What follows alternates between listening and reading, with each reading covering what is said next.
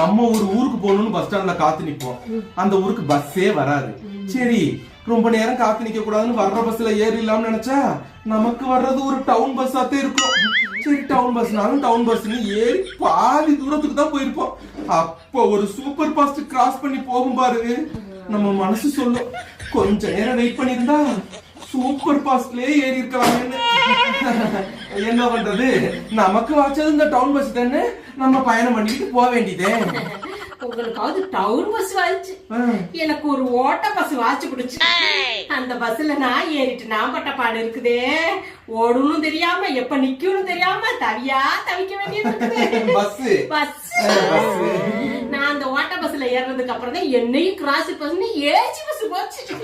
நானும் நினைச்சேன் கொஞ்சம் காத்து தான் ஏசி பஸ்ல ஏறி இருக்கலாம்.